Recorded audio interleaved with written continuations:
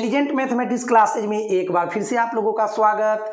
Vector algebra यानी कि सदिश बीजगणित के टॉप 20 ऑब्जेक्टिव आज आपको इस वीडियो में मिलने वाला है।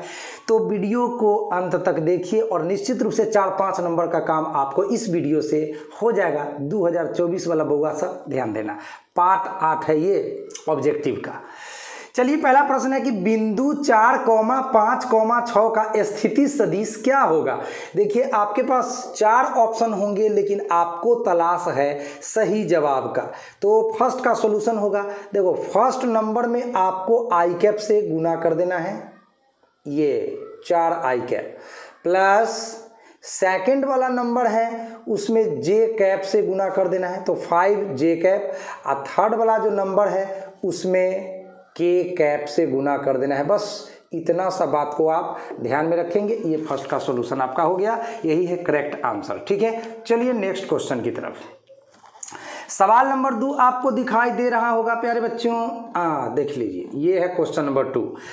कह रहा है कि वेक्टर 2 आई कैप प्लस 3 जे कैप प्लस 4 के कैप का मापांक कितना होगा। ये मापांक का नोटेशन है, संकेत है। ठीक है, तो चलिए भाई हम 2 का सॉल्यूशन आपको बताते हैं। मापांक यानी अंग्रेजी में इसको बोला जाता है मॉडुलस या मैग्नीट्यूड। तो किसी वेक्टर का मैग्नीट्यूड ज्ञात करने के लिए आपने फॉर्मूला पढ़ा होगा स्टूडेंट्स, अंडर रूट एक्स का स्क्वायर प्लस वाई का स्क्वायर प्लस जेड का स्क्वायर। आपका एक्स 2 है तो 2 का स्क्वायर सिंपल 4 हो जाएगा, वाई आपका 3 है, 3 का स्क्वायर 9 हो जाएगा, एंड जेड आपका 4 है, 4 का स्क्वायर आपका 16 हो जाएगा। 16 में 9 जोड़िएगा 25, 25 में 4 जोड़िएगा तो आपको कितना मिल जाएगा, 29 मिल जाएगा प्यारे बच्चों। तो रूट अंडर 29 आपका करेक्ट ऑप्शन हो जाएगा। चलिए, तो सवाल नंबर 3 की तरफ हम लोग चलें। ये रहा क्वेश्चन नंबर आपका 3। ठीक है प्यारे बच्चों, क्वेश्चन नंबर 3 आपसे कह रहा है कि यदि वेक्टर ए इतना है, वेक्टर बी इतना है, तो ए प्लस बी का मापांक कितना होगा। चलिए तो देखते हैं ए प्लस बी का मापांक कितना होगा। सबसे पहले तो ए में बी को आप जोड़ लीजिए। ए वेक्टर आपके पास है, बी वेक्टर आपके पास है, आपको ए प्लस बी का मापांक निकालना है। तो पहले तो आप ए प्लस बी निकाल लीजिए। चलिए तो हम आपको ए प्लस बी निकाल कर दिखलाते हैं। सबसे पहले सवाल नंबर 3, सबसे पहले हम a प्लस बी निकालते हैं प्यारे बच्चों। तो अब क्या करते हैं, ए गो आई कैप में 2 गो आई कैप जोड़िएगा तो आपको मिलेगा 3 गो आई कैप, प्लस 2 गो जे कैप में ए गो जे कैप जोड़िएगा तो मिलेगा 3 गो जे कैप, एंड 3 के कैप में 2 के कैप जोड़िएगा तो 3 2 5 के कैप मिल जाएगा। ये तो ए प्लस बी हो गया। अब ए प्लस बी का आपको मापांक चाहिए, इसीलिए ए प्लस बी का आपको क्या चाहिए प्यारे बच्चों, मापांक चाहिए। बस मापांक का सूत्र है रूट में x square plus y square plus z square. X 3 है तो 3 का स्क्वायर प्लस फिर से 3 का स्क्वायर प्लस 5 का स्क्वायर। तो ये कितना दे देगा आप लोगों को, 3 का स्क्वायर हो गया 9, 3 का स्क्वायर हो गया 9, अब 5 का स्क्वायर हो गया 25। 9 9 18 और 25 को जोड़िएगा तो मिल जाएगा कितना, 43। तो रूट में 43 यही करेक्ट ऑप्शन हो जाएगा। 4 नंबर सवाल में चले आप लोग। क्वेश्चन नंबर 4, सवाल नंबर 4 कहता है यदि एक्स आई कैप माइनस 3 जे कैप प्लस 5 के कैप एवं माइनस एक्स आई कैप प्लस एक्स जे कैप प्लस 2 के कैप परस्पर लंब हो तो एक्स का वैल्यू कितना होगा। चलिए प्यारे बच्चों, ये दोनों वेक्टर में संबंध क्या है कि लंब है यानी परपेंडिकुलर है, और इस स्थिति में हमको एक्स का मान निकालना है।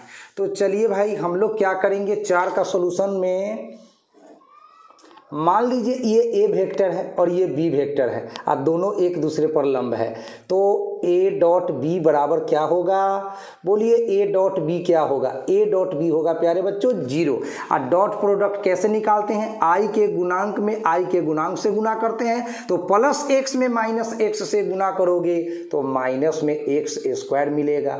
जे के गुणांक में जे के गुणांक से गुना करते हैं तो -3 में एक्स से गुना करेंगे तो माइनस में 3x मिल जाएगा। एंड के गुणांक में के गुणांक से गुना होता है, तो यहाँ पे 5 से आप 2 में गुना करोगे तो 5 दूनी का 10 मिलेगा, बराबर के बाद 0। अब आपके पास एक द्विघात समीकरण है, इसको सोल्व कर लीजिए फटाफट, अब आपको आंसर आ जाएगा। माइनस कॉमन ले लीजिए तीनों में से, तो चिन्ह बदल जाएगा, जहाँ जहाँ माइनस तहाँ तहाँ प्लस, तो हो गया एक्स स्क्वायर प्लस 3x, और जहाँ प्लस वहाँ माइनस, माइनस कॉमन लेने से चिन्ह बदलता है प्यारे बच्चों। ये माइनस 0 के बटा में जाके खत्म हो गया। अब आपके पास x का square plus 3x minus 10 equal to 0। अब यह एक क्वाड्रेटिक इक्वेशन है, यह एक द्विघात समीकरण है, इसके 2 मूल होंगे या शून्यक होंगे, जो बोलना है सो बोलिए। तो 3x को क्या लिख सकते हैं आप, द्विघात समीकरण हल करना 10th क्लास में ही सीखे हैं आप लोग। तो 3x को लिख सकते हैं बुआ 5 गो x माइनस 2 गो x, ठीक है। 5 में 2 घटा 3x, 5 दूना 10, ठीक है। यही ना सिखाया गया था गुणनखंड तोड़ना। माइनस 10 अपने जगह पर बराबर 0। अब इन दोनों में से आप x कॉमन ले लीजिए बड़े प्यार से, तो मिल जाएगा x इंटू एक्स प्लस 5। यहाँ दोनों में से माइनस 2 कॉमन ले लीजिए तो बच जाएगा x प्लस 5 इक्वल टू 0।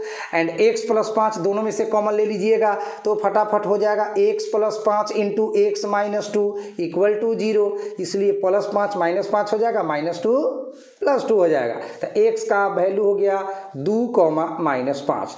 तो 4 का आंसर हो गया बुआ 2 माइनस 5, 2 माइनस 5। चलिए तो हम आंसर लिखते चलते हैं। फर्स्ट का आंसर जो आया था वो आया था 4i cap plus 5j cap plus 6k cap. And 2 का जो आंसर आया था वो आया था रूट में 29 आया था। एंड 3 का जो आंसर आया था प्यारे बच्चों वो आया था रूट में 43।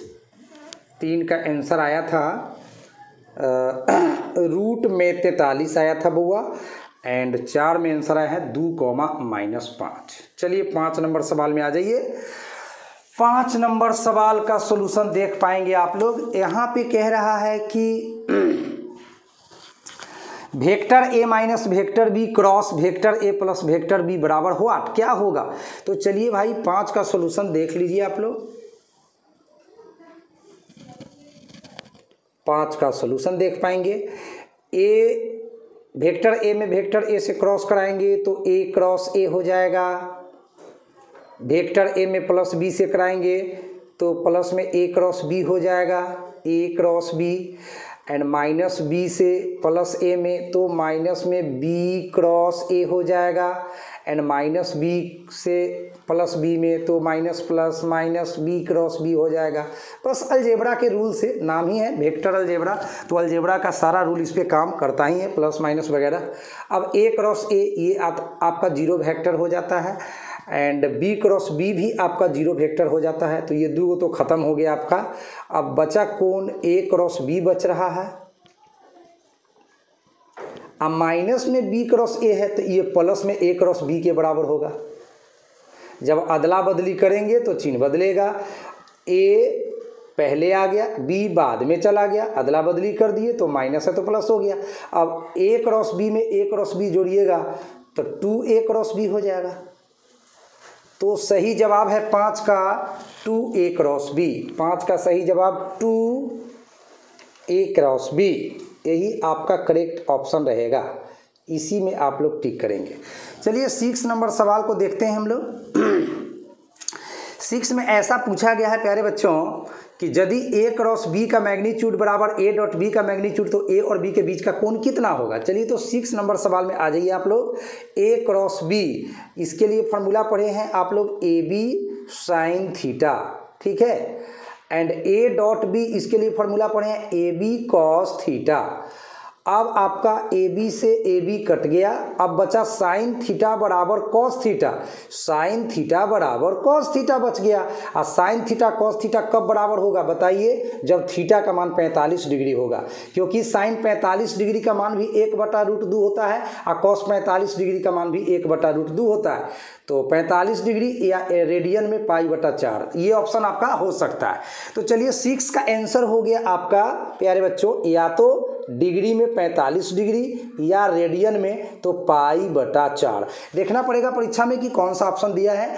एंड 7 नंबर सवाल में कह रहा है एक वेक्टर ऐसा दिया है और दूसरा वेक्टर ऐसा दिया है और अदिश गुणनफल जिसको अंग्रेजी में डॉट प्रोडक्ट कहते हैं। तो चलिए इसका आंसर हम इसी जगह लिख देते हैं, डॉट प्रोडक्ट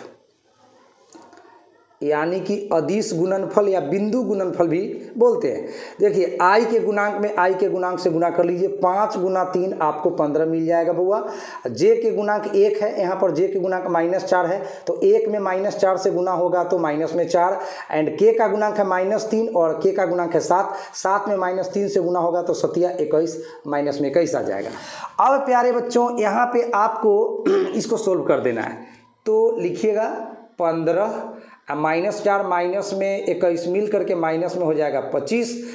जब 10 में से आपका 25 घट जाएगा प्यारे बच्चों तो कितना बच जाएगा, आपका बच जाएगा यहाँ पे 10 में से 25 घटेगा तो आपका बच जाएगा -10। ठीक है, चलिए देखते हैं। नंबर 8 है 2i⁻.3j⁻, इसका मान क्या होगा। चलिए तो 8 का सोल्यूशन देखते हैं। तो 2 में 3 से गुना करोगे तो 6 एंड i.j, इधर क्या बचता है i.j। अब जैसा कि आपको मालूम होगा कि i.j कितना हो जाता है, तो i.j प्यारे बच्चों 0 हो जाता है। अब 6 में 0 से गुना करेंगे तो पूरा रिजल्ट 0 हो जाएगा, तो इसका आंसर हो गया आपका 0। 8 का आंसर 0। चलिए नेक्स्ट क्वेश्चन की ओर। 9 नंबर सवाल का सॉल्यूशन देखिए, j×k पूछा गया है। देखिए एक घड़ी बना लीजिए, इसके 3 पार्ट्स कर लीजिए। एक घड़ी के कितने पार्ट्स कर लेना है, 3 पार्ट्स। इससे 6 सूत्र आप याद रख सकते हैं। एक पार्ट में i⁻ को लिखिए, दूसरे पार्ट में j⁻ को लिखिए, तीसरे पार्ट में k⁻ को लिखिए। ठीक है, अब ये जो तीर का चिन्ह लगाया गया है इसका नाम है anti clockwise direction. Anti clockwise direction, ये एंटी क्लॉकवाइज डायरेक्शन है, ध्यान दीजिएगा। अब i×j तो आंसर है k, j×k तो आंसर है i, k×i तो आंसर है j। मतलब अगर एंटी क्लॉकवाइज डायरेक्शन में आप घुमाते हैं इसको तो अगला आंसर हो जाएगा पॉजिटिव में। अगर क्लॉकवाइज में घुमाते हैं जैसे j×i तो आंसर हो जाएगा माइनस में k। तो इन बातों को ध्यान रखिएगा। यहाँ पे मैं लिख देता हूँ, अगर i×j है, एंटी क्लॉकवाइज डायरेक्शन में अगर जा रहे हैं तो पॉजिटिव k होगा। अगर इसको ऐसा लिखना हो j×i⁻, तो आपको यहाँ -k⁻, इसका आंसर हो जाएगा। इन बातों को ध्यान में रखिएगा, बस आपका फटाफट 6 सूत्र याद रहेगा एनी टाइम। तो चलिए भाई 9 में आपका है j×k। ठीक है, अब है j×k, तो ये तो एंटी क्लॉकवाइज डायरेक्शन में है तो इसका आंसर i⁻ हो जाएगा। क्या हो जाएगा बुआ, इसका आंसर हो जाएगा i⁻। कोई ना कोई क्वेश्चन तो आ ही जाएगा। अब है 10 नंबर सवाल, a.b किसके बराबर होगा। तो याद रखिए इसके ऑप्शन b.a भी हैं, क्योंकि a.b उल्टा पुल्टा सेम ही रहता है, यानी क्रम विनिमय नियम का पालन करता है। a.b चाहे b.a दोनों सेम होगा, अथवा a.b आपका ab cos थीटा के भी बराबर होता है। ठीक है, या इसको ऐसे भी लिखा जाता है कभी कभी, a का मैग्नीट्यूड b का मैग्नीट्यूड cos थीटा, ऐसा भी लिखा जाता है। तो a.b के ये सारे रिजल्ट्स हैं, ये भी हो सकता है, ये भी हो सकता है, ये भी हो सकता है। परीक्षा में देखिएगा ऑप्शन कौन सा है। 11 नंबर सवाल, a×b का जवाब क्या होगा। तो a×b का जवाब होता है, एक तो जवाब होगा माइनस में b×a। ठीक है, आगे पीछे करेंगे तो पॉजिटिव से नेगेटिव हो जाएगा। अथवा एक जवाब है आपका ab sin थीटा, एंड एक और जवाब है इसका a का मैग्नीट्यूड b का मैग्नीट्यूड sin थीटा n⁻। ठीक है प्यारे बच्चों, तो ये सारे a×b के रिजल्ट हो सकते हैं। देखना पड़ेगा ये ऑप्शन में क्या डाला है, ये तो आप परीक्षा दोगे तो पता चलेगा। फिलहाल a×b के ये तीनों का तीनों आंसर होगा।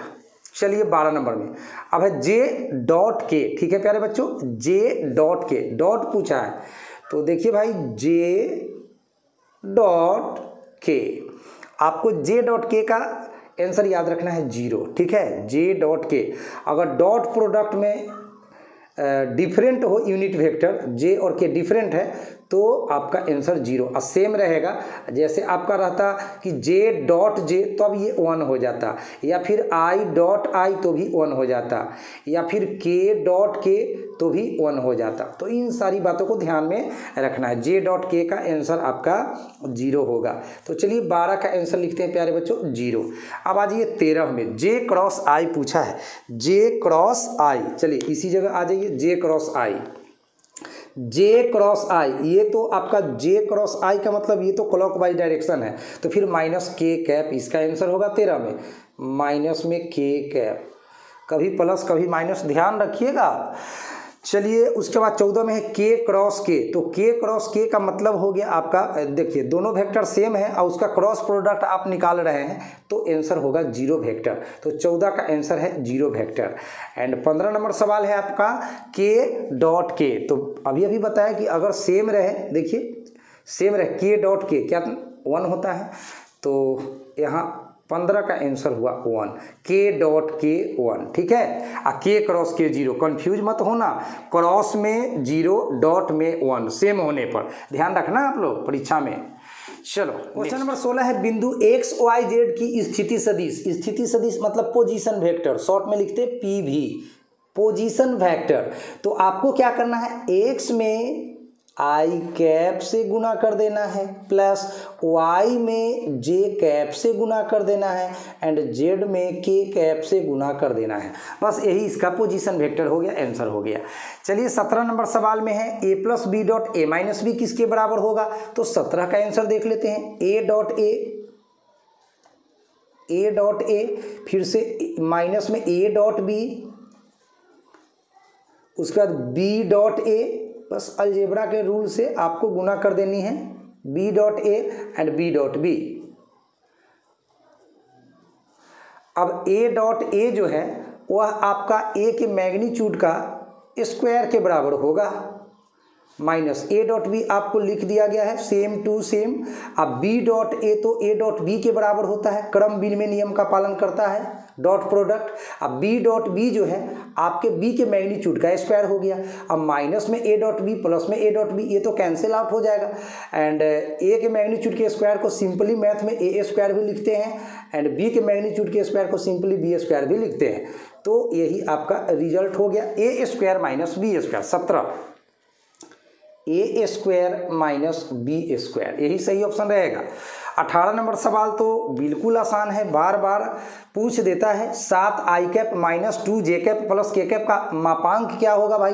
तो 18 का सोल्यूशन, मापांक के लिए तो सूत्र है अंडर रूट एक्स का स्क्वायर प्लस वाई का स्क्वायर प्लस जेड का स्क्वायर। एक्स पहचानिए 7 है, तो 7 का स्क्वायर डायरेक्ट लिखिए 49, एंड वाई पहचानिए, वाई है माइनस में 2, तो माइनस 2 का स्क्वायर प्लस में 4, एंड जेड पहचानिए, के पीछे कुछ नहीं 1 है, तो 1 का स्क्वायर 1। अब 49 और 4 53 और 1 54 आ रहा है, इसको जोड़ने पर 54 आ रहा है, 54 आ रहा है।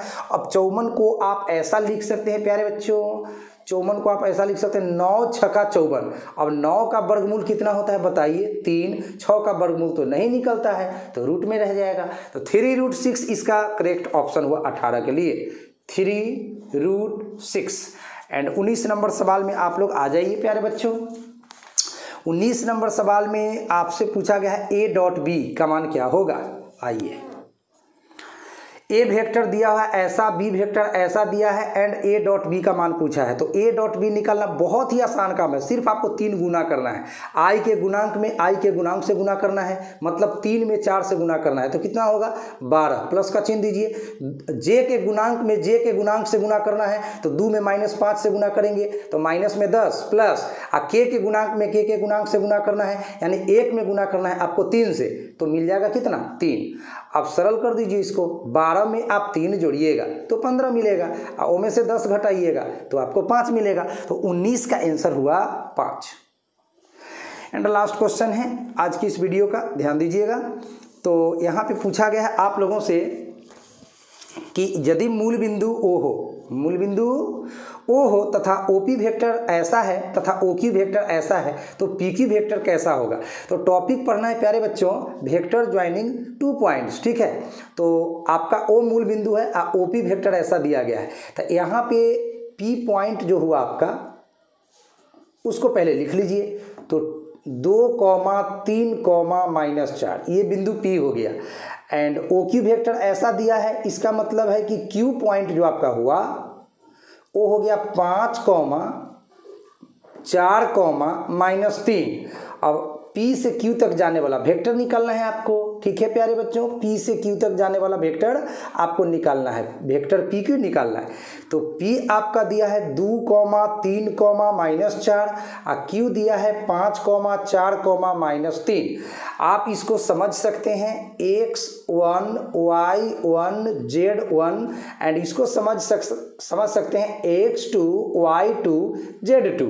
एंड वेक्टर PQ के लिए आपको टॉपिक पढ़ाया गया है वेक्टर अलजेब्रा में, वेक्टर ज्वाइनिंग 2 पॉइंट्स। इसके लिए फॉर्मूला आता है X2 माइनस X1, इसके साथ I कैप रहेगा and plus Y2 minus Y1 के साथ J कैप रहेगा and plus Z2 minus Z1 के साथ K कैप रहेगा।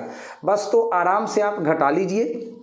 5 में से आपको 2 घटा लेना है, तो सिंपली 3I कैप हो जाएगा प्लस Y2 में Y1, यानी 4 में 3 घटेगा तो 1 बचेगा, 1 तो लिखा नहीं जाएगा, तो सिंपली J कैप। और Z2 माइनस 3, ठीक है ध्यान दीजिएगा यहाँ पे -3 में से घटाना क्या है -4, ये -4 है तो ये -4 है, तो -3 और माइनस +4, 4 में से 3 निकल के 1, तो 1 तो लिखा नहीं जाएगा, तो सिंपली K कैप लिखा जाएगा।